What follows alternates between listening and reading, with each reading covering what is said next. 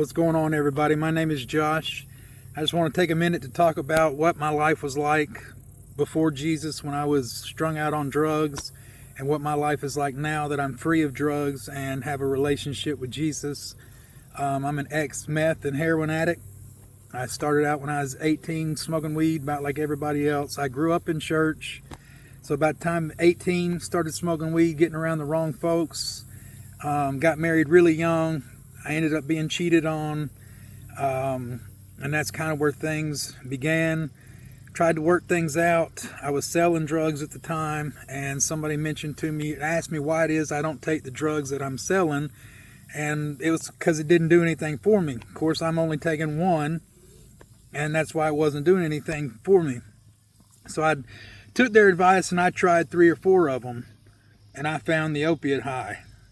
And after a few months of doing that, I realized one day driving down the road that I didn't have that sick pit in my stomach. I didn't think about, like, I could actually be around my wife without feeling sick to my stomach.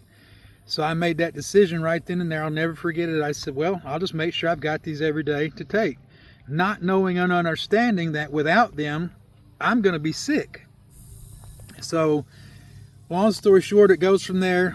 I hit my first bit of withdrawals coming off of Roxy's. The Roxy person decided they're not going to mess with it no more, sell to me no more. They realized what they had was worth more than what I was paying them for. So I got my first dose of withdrawals then, and about lost my mind for a minute. As time went on, I wound up in another relationship. She as well cheated on me. Of course, my drug use was worse at that point. I had found methadone, got introduced to methadone. I was shooting it, got introduced to the needle. And of course, the people that did it told me, once you try it this way, you'll never go back. And I never went back. So I ended up in jail, got out of jail, stayed clean went to rehab for 6 months, got kicked out of rehab for growing mushrooms under the shower. Got kicked out of the rehab, went back home, stayed clean for about a year. The girl, I had a daughter with her. She, while I was at work one day, took my daughter and took off out of state with some guy that she had met online. That's water under the bridge. We good relationship now with each other, friends, all that kind of stuff. From there, I ended up in another relationship who I had a son with this girl.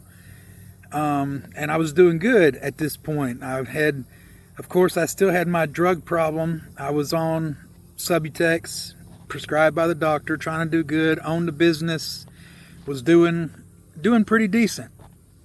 Met this girl, fell absolutely in love with this girl. And I mean absolutely in love with this girl. We ended up pregnant with a son. And like an idiot, during her pregnancy, I was with somebody close to me, and he was like, here, man, you want to try floating a boat, smoking meth out of a foil. So sure, let's do this. So I did it, and then decided I wanted to shoot it because I had used to use a needle when I was using methadone, and I absolutely fell in love, and it had me completely hooked like that. So now I'm shooting meth on the regular. Once we have the baby, I get her to shooting meth. She starts doing it with me. The relationship goes from wonderful to... It was fine. One night my mom came down. I stole my grandmother's car to go to Birmingham and get some heroin, is what I did. Got back. My girl's gone. The baby's gone. They had taken them back to her family's house.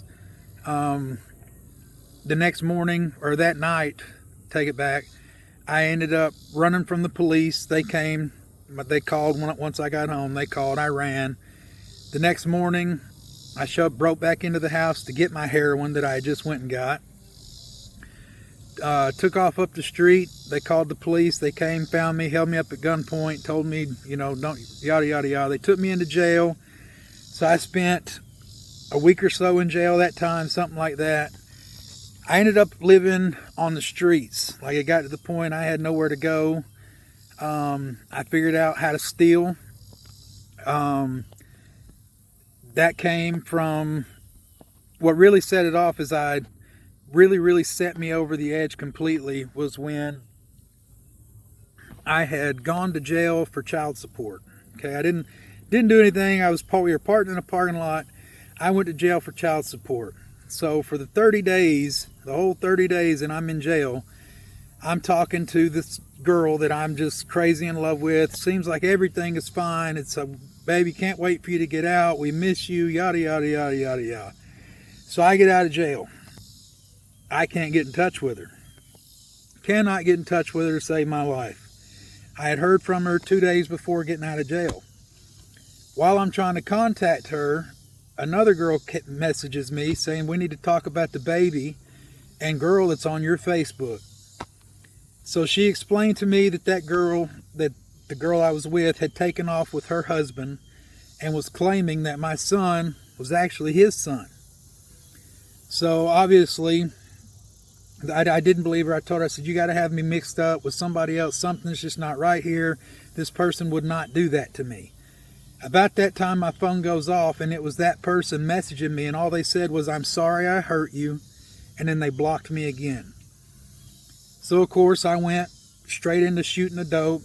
Got a needle in my arm, did a shot big enough it actually burned my tongue. Weird, it never happened again, but that's just where I was. I did a big one, and it hurt.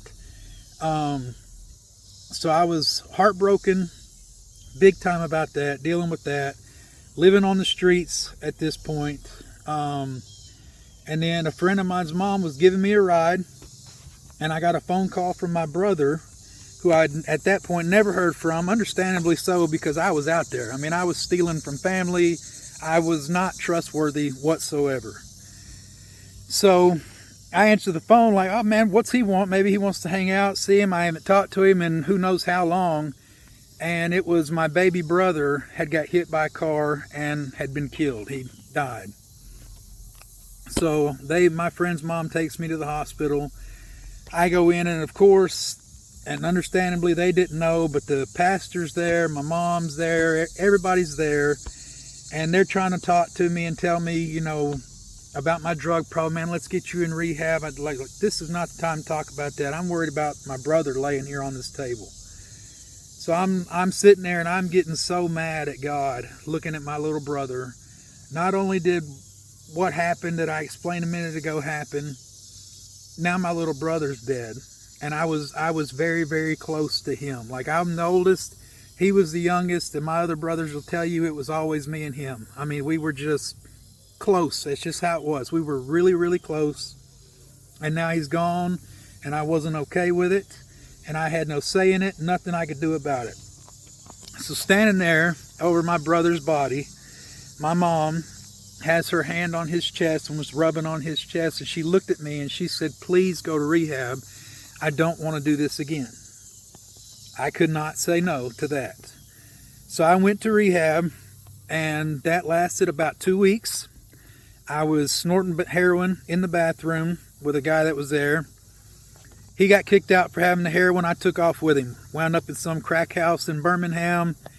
About a month into that, the U.S. Marshals show up, surrounded the house after him. Turns out that was why he went to rehab, is he had this major warrant. So he takes off, and I just ended up leaving that house, and I just wandered the streets of Birmingham, doing what I could to get high. While I was there with that guy, I learned about stealing.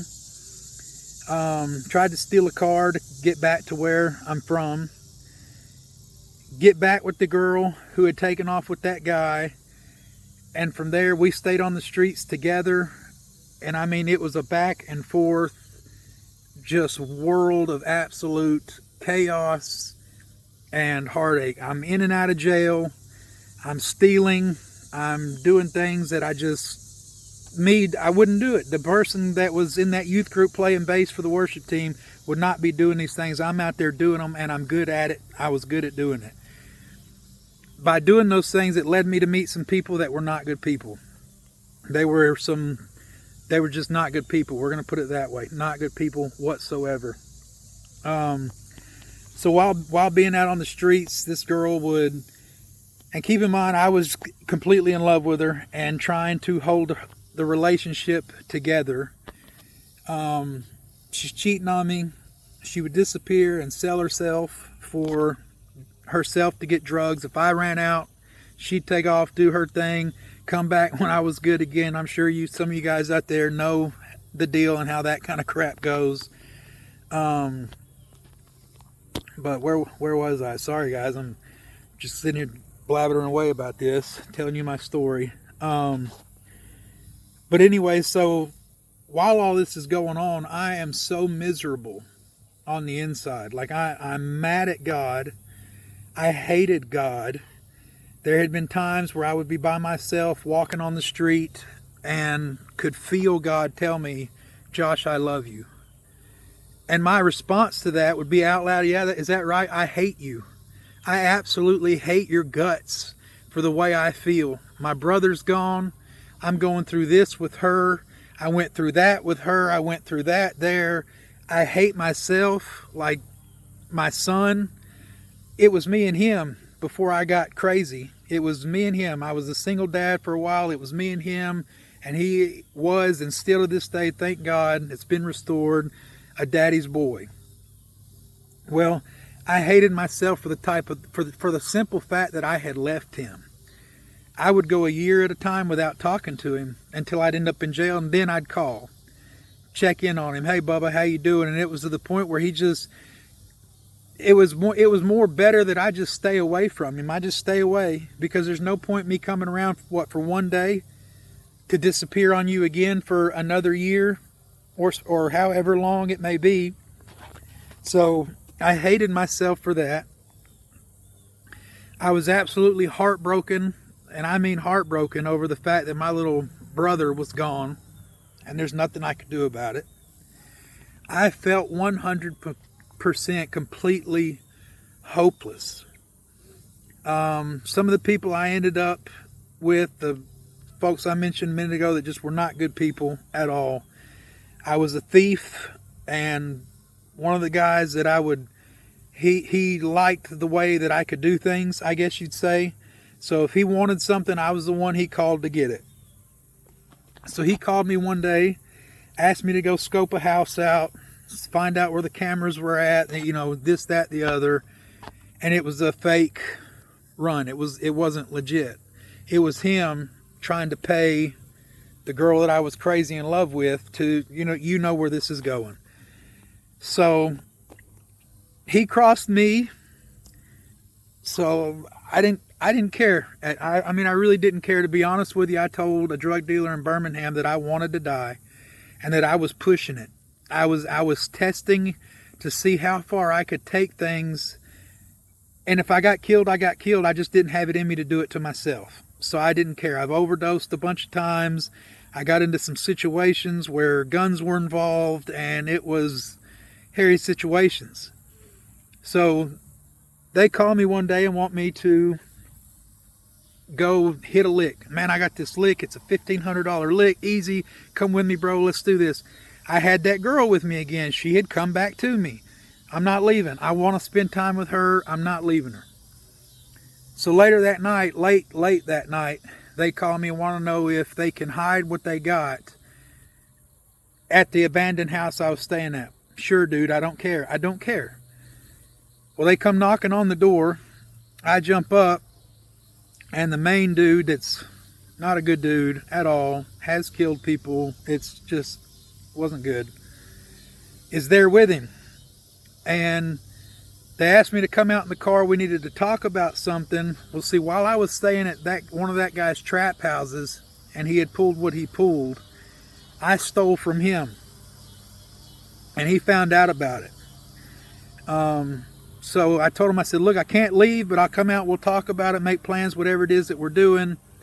I get in the car, they lock the doors, and they take off. They take me back to that trap house.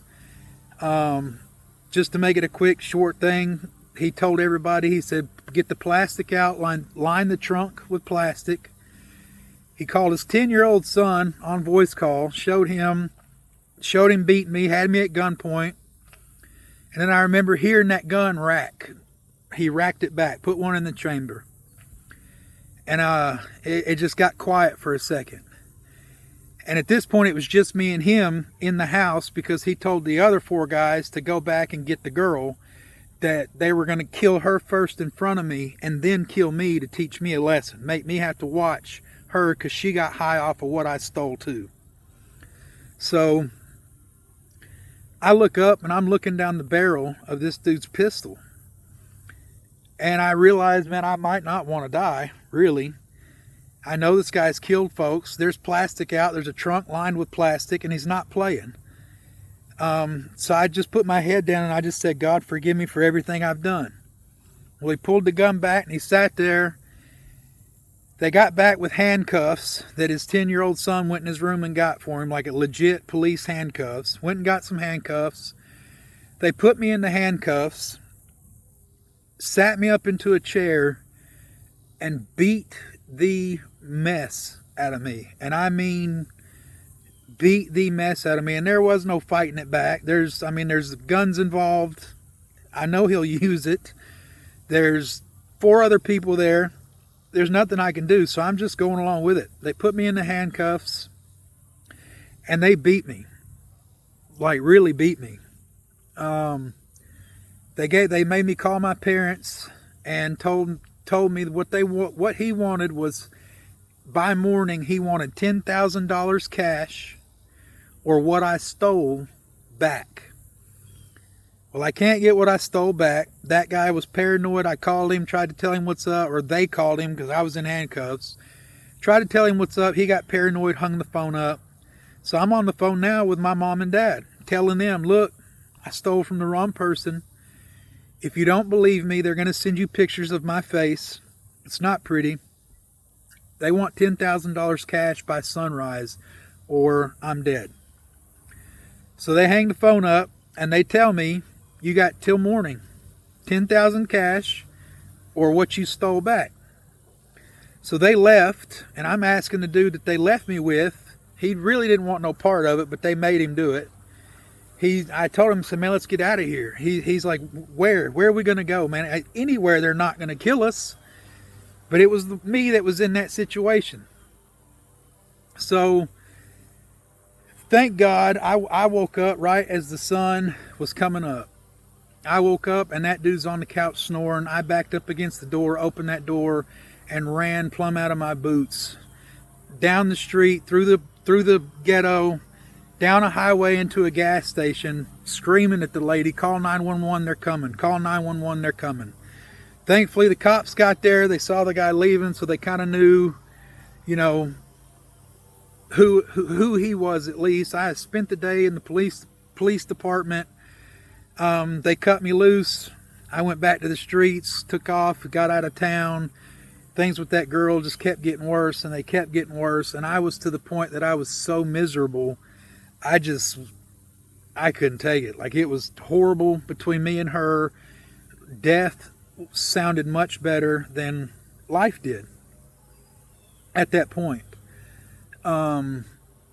So while we're there, I remember my mom telling me one day, she said, Josh, if you ever get to a point that you need Jesus, just start singing. Even if all you can remember is the song, Jesus Loves Me, This I Know. So I'm sitting on the front porch of this trailer. We were staying with this girl's uncle. She's in the house literally talking to herself and going crazy, and I'm outside wrapped in a blanket. It's cold. I started singing Jesus Loves Me, This I Know. I started crying, and I told God, I said, God, even if it means I go back to jail, please help me. That was the end of it. I continued doing what I was doing, being a thief, out doing the things I was doing. She took off on me, left me there. I wound up going back to where I'm from, which is also where she's from. And then again, it's crazy, got back with her again. It was this back and forth thing with her.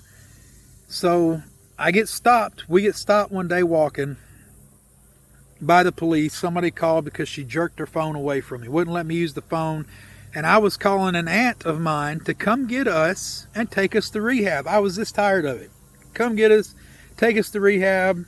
she's on the way. She yanked the phone. Somebody called the police.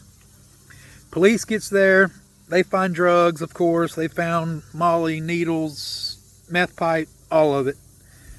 And it was go to jail, or so I lied to him, and I told him, look, man, I'll work something out with you. I'll tell you where I'm getting this stuff from. Don't take me to jail. I'll work with you. Well, the day I was supposed to call them, I got stopped walking again. Had a warrant in another county. This time they wanted me, so they picked me up. So when I get to the jail, I sat in there over the weekend. Monday comes around, the drug task force comes in, says, hey, you didn't call us, but we see why you didn't call us. So the conversation we have here from this point forward will determine whether or not you get out today. And the person, it was a close person of mine where the stuff came from. So nope, I'm not. I just told him, look, we don't have anything to talk about. Just take me back to my cell. And the guy asked me, he's like, you sure you really want to go about it that way? I was like, no disrespect, but yes, sir. Just take me back to my cell. So they took me back to my cell. My aunt and uncle started trying to bond me out. And I called after a couple hours like, man, what is going on? And he asked me, he said, dude, what did you do? Every bondsman in the county knows who you are. And they literally are saying F no or hell no and hanging the phone up. So you've done something to upset somebody. So I sat in jail for 6-7 months. I wanted to pray, but didn't feel like I deserved it. You know what I mean? I'd done, man, yeah, this is what I do. I go to jail, I mess up, and then I'll go to God. I'll get out, go right back to the drugs, the thievery, the everything that I was involved in. Go to jail, go back to God. Get out, go back to the junk. Go to jail, go back to God. Get out, go back to the junk. Back and forth, back and forth, back and forth. So at this point, I'm like, look, this is what I do. I don't deserve it. I don't deserve it. So I'm just not even going to try. So, of course, being in jail, drugs are coming in and out of the jail. I'm getting high in jail. Just being in the same dorm with the same people. You know what I mean? It just is what it is. We're in there. We're getting high. We're jailing it. That's what I was doing. I was jailing it. So I get bored, and I decided, you know what? Just for fun, I'm going to try to read the Bible front to back. So I start reading the Bible from the very beginning. And the one thing that stuck out to me was the Israelites. The fact that they kept going, go to God, things would get good. And then they'd go back to doing their dumb stuff, and things would go terrible. And then they'd go back to God, and things would get good. And then they'd go back to the dumb stuff, and things would get terrible. So I realized they went back and forth, and God still took them back. So I closed the Bible, still kept getting high, playing cards, just jailing it. And I'm sitting there, and I'm just, I don't know, for a couple days there, it just, something came over me where I was just absolutely miserable on the inside. Like my heart was just, I was in complete turmoil, even more than I had been on the streets, because I didn't have the drugs to cover it up. I started feeling feelings. I'm sticking a needle in my arm like that. Let's end this now. So I remember making the decision in jail that I'm not going to get high no more. Drugs came in. I went to my cell and I stayed in there. Really good friend of mine. He's clean to this now also with his kids. Got his kids back. That's a whole nother story. He came in. He's like, "You're seriously not going to get high?" I was like, "No, man, I'm done. I'm done." So I sat down on my rack and I prayed. I said, God, I said, Jesus, I need you. I really need you. My heart hurts so bad that I don't want to live anymore. I can't do this anymore. Please save me. Please save me. Open the doors. You point the way. Lead the direction. Wherever you tell me to go, I will follow. I will follow. I don't care. Open the door and I will follow. I need rehab. I need this, that, the other. 2 days later, 3 maybe, I'm asleep. My name gets called at the door. And keep in mind, I had tried a starvation, a hunger strike, trying to get them to give me an OR bond because my bond was so low and the bondsmen wouldn't mess with me. So they called me and I got mad because they woke me up. What? Get your stuff, come on. Well, where am I going? Home, I guess. All right, cool, I'm on the way. Let me grab my stuff. So I'm not understanding, after 6-7 months, you're not going to let me out. Now all of a sudden you want to OR bond me. So they called my mom, and I had told my mom on the phone a couple times, look, when I get out of here, I'm going to rehab. I'm not doing this no more, after I had prayed. And my mom was scared to death. The lady called the sergeant. She said, hey, I've got Josh Stewart here. We're going to go ahead and release him. The jail is crowded. We're starting to get a COVID outbreak. So we're going to go ahead and cut him loose. And my mom was terrified. Why? And that's when she explained to her why. So they handed me the phone and she said, you're still going to go to rehab, right? I said, yes, I'm going to go to rehab. So my mom meets me. I'm walking to my mom's house from the jail. She ends up leaving work about an hour away almost. Picks me up before I could get to her house. Probably scared to death I'm going to go in there and steal everything and then go get high with it. She picks me up and I told her, I said, don't give me a phone. Don't let me go anywhere. I'm staying with you. And Monday, when they'll take me in, I'm going to rehab. I'm doing this.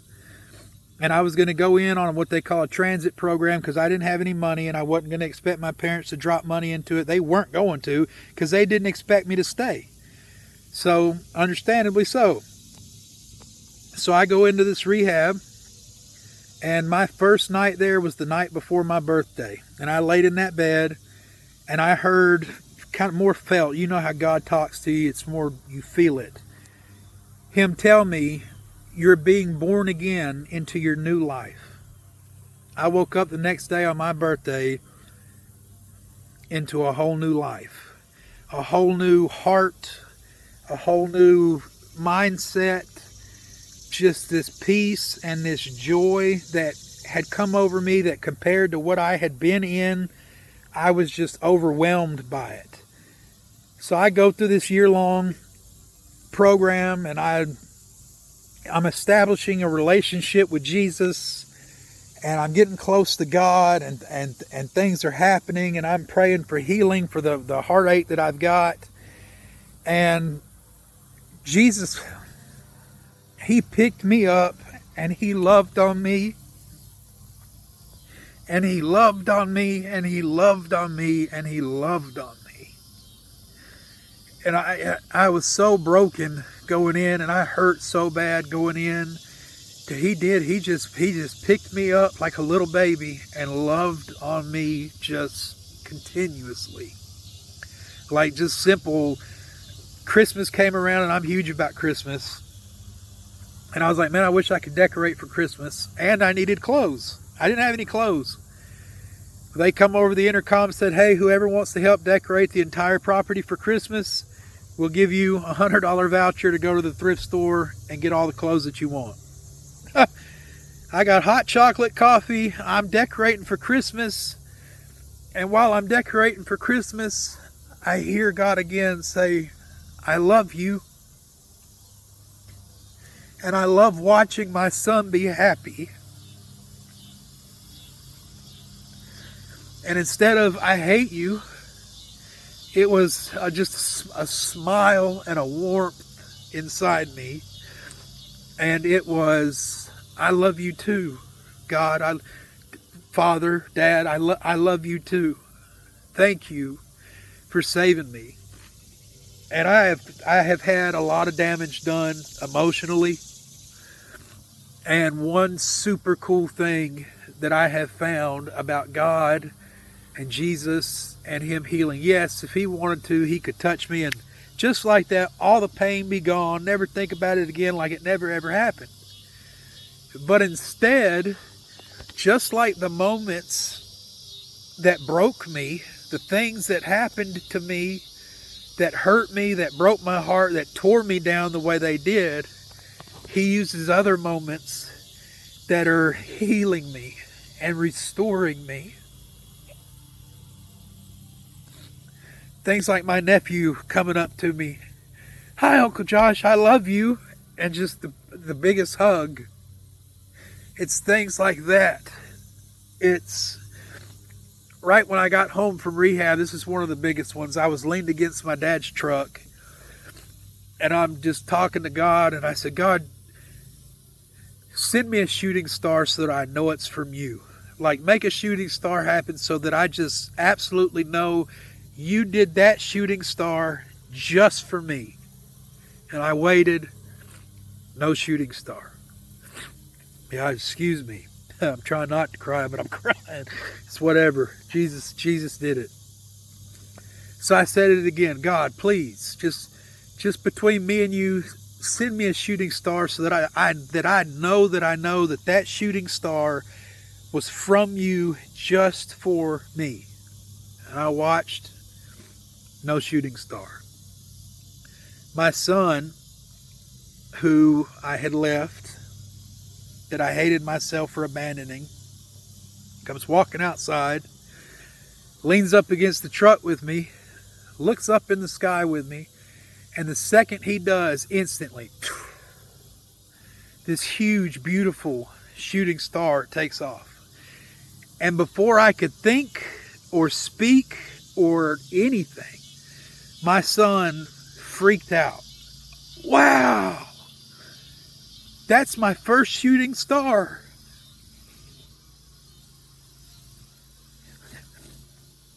So I'm asking God, send me a shooting star so that I know that it's from you just for me. And He knows me so well and loves me so much that He taught me a lesson there, that what I think I want and what He has for me are two totally different things. Two totally different things. Yeah, He could have sent a shooting star. Oh, that was cool. My son comes out, shooting star. Oh, Dad, that's the first shooting star I've ever seen. You cannot tell me that was not from God, just for me. And that moment was one of those types of moments that I was talking about a minute ago, where it's Him loving on you. It's like healing a piece of you, healing it and just healing it. And these things that they just keep happening, He's using little instances and little things, just like the bad things that happen. It's good, beautiful, fulfilling, just wonderful things that happen that you just know are from Him. You know it in that moment that it's from Him. And there's times that I'll just start crying. And there's times that I'll just smile and know that my Jesus loves me. And He's still loving on me. And He's going to keep loving on me. Excuse me. So, if anybody's out there watching this video, it may get passed up, whatever. But if you're watching this video and you're strung out, and you're heartbroken, you're ready to die, an overdose sounds good to you compared to what your situation is, it's simple, man. Just simply mean it from the bottom of your heart. Jesus, I need you. Save me. And I'm telling you, He will come running for you. He will come running for you. He's as close as the mention of His name. So I just wanted to share a little bit about the way life was before Jesus and when I was strung out on drugs, and the way life is now. And the way life is now is, there's no words to compare the two. There's Jesus and there's misery. Pick. There's Jesus and happiness and wholeness and peace and love and joy and just being able to rest. My favorite verse in the Bible is, "Come to me all who are weary and heavy burdened," however it goes, "and I will give you rest." That hits deep and hard to me because I was in so much turmoil before I did come to Him, that I understand what He means. He will give you rest inside, peace, happiness, joy. He will restore you. He's still continuing to restore me. It's been 4 years now since I've been clean, and He is still continuing to restore me and love on me and heal me. And there is a burning desire in me to be used by Him to help other addicts that are lost out there, that see no hope, like I saw no hope, to help them come out of that. And that's what this page is about. That's just, it's eating me up. I don't know how to explain it. I'm sure you guys have been there. But I love each and every one of you guys. I speak peace and blessings over all of you. If you got a story about what life was like before Jesus, while you were on drugs and miserable, please send it to me. Feel free to share it. I will post it because we want to spread it. The more people that see it, the better. The more we can spread the word, the better. The streets are Satan's playground. And there's really nobody. I mean, I'm sure there's groups out there that are going out there to it. There's rehabs, yes, but the ones of us that have come off the streets and came out of that war zone, we need to be willing to go back in and start pulling people out. Nope, this way, bro. I found the way out. Dude, I found the way out. This way. Come this way. Come this way. And then they do it. And then the next thing you know, it's a chain reaction, and Satan's going to start losing his head. He's going to start tripping, and don't believe me, do you? But I love you guys. Thank you guys for taking the time to listen to it. Send me your videos if you got a story that you want to share. You guys take it easy. Make sure you love somebody today.